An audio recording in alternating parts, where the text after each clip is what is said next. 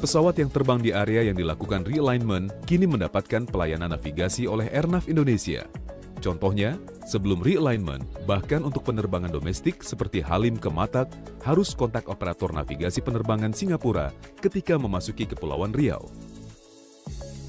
Pada penerbangan internasional, misalnya dari Hong Kong tujuan Jakarta, saat melintas wilayah Indonesia di perairan Natuna, harus kontak operator navigasi penerbangan Singapura. Kemudian baru Airnav Indonesia yang melayani Jakarta Vir.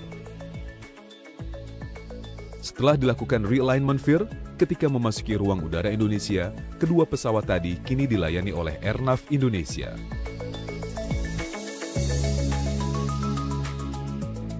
Pesawat yang terbang di Jakarta Vir dilayani dengan teknologi satelit dan komunikasi digital. Untuk pertanyaan pertama, apakah manfaat perjanjian Vir yang baru ini bagi Indonesia, Pak? Sebenarnya manfaat utama adalah kita menunjukkan bahwa Indonesia ini negara yang berdaulat, sudah mampu mengelola dirinya sendiri. Dan itu saya kira berpuluh-puluh tahun masalah ini tidak terselesaikan, tapi di bawah leadership Presiden Joko Widodo, kami diperintahkan pembantunya untuk menyelesaikan. Jadi hampir sebelum COVID, ya tadinya sih kita pikir 1 tahun selesai, tapi karena COVID ya tertunda. Tapi kita bersyukur bahwa ini Desember kemarin finalisasinya sudah selesai, dan ini hanya proses administrasi kita yang kita tuntaskan. Jadi ini menunjukkan sekali lagi bahwa Indonesia itu negara yang betul-betul bisa mengatur dirinya sendiri. Kesepakatan yang sekarang tidak ada bedanya dengan sebelumnya mengenai delegasi ruang wilayah 0 sampai 37.000 kaki kepada Singapura. Artinya take off dan landing pesawat Indonesia di wilayah yang masuk Vir tersebut bergantung pada Changi, termasuk pesawat VIP Indonesia, Pak. Sebenarnya tidak begitu juga. Kenapa kalau 37.000 kaki itu bikin kita bulat murni seluas negara Singapura, kan dia nanti masuknya bagaimana? Kan dia harus mempunyai approach lainnya juga. Dan itu yang kita lakukan. Dan saya kira panu internasional. Sama juga dengan Malaysia kalau masuk Singapura. Karena kita kan bernegara. Itulah satu bentuk bernegara itu. Jadi mereka juga bisa masih menggunakan ruang kita untuk approach. Karena kalau Anda lihat, begitu mereka take off, masa take off-nya langsung tegak lurus? Kan enggak juga. Jadi mesti butuh waktu juga untuk mereka naik ke atas.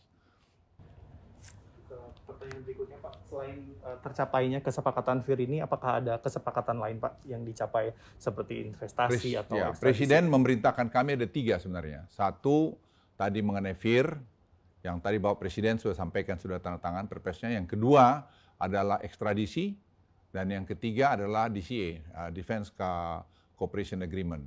Ini pun sudah selesai, hanya tinggal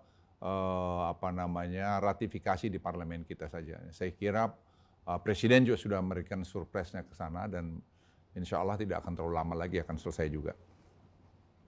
Baik, lalu bagaimanakah mekanisme konsep Civil Military Cooperation Framework ini, Pak, yang akan dibentuk berdasarkan perjanjian Vir yang baru? Lalu bagaimanakah framework ini dapat menjamin kepentingan Indonesia terhadap pelanggaran wilayah udara, Pak?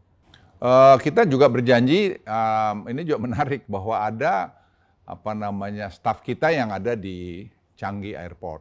Nah itu juga saya kira pencapaian yang sangat bagus kerjasama antara Singapura dan Indonesia, sehingga kalau ada hal-hal semacam ini kan bisa enak. Misalnya Presiden Republik Indonesia terbang, ya kan ada orang ATR tower traffic control kita di Changi, dan itu saya kira juga mereka sepakat bahwa ya itulah kerjasama itu. Jadi saya pikir ya, semua saling menguntungkan, dan yang saya paling senang dalam perjanjian itu adalah bahwa ada orang Indonesia di ATC-nya Singapura. Selanjutnya, Pak, bagaimana perjanjian Vir yang baru mengatur mekanisme clearance, Pak, diplomatic and security untuk non-scheduled aircraft? Ya sama tadi, jadi kita juga tetap seperti itu ada di kita, tapi kita tetap tadi mengkomunikasikan dengan mereka, dan kita yang memegang kendali. Itu saya kira perlu diketahui, yang dulu kita hampir tidak punya kendali di situ. Sekarang kita, tapi ya saya kira kerjasama untuk karena safety security seperti Bapak Presiden sampaikan, kita akan train manusia kita, perbaiki angkatan kita, dan itu tadi Bapak Presiden sampaikan akan menambah penerimaan negara juga nanti dari pengontrolan ruang udara di situ.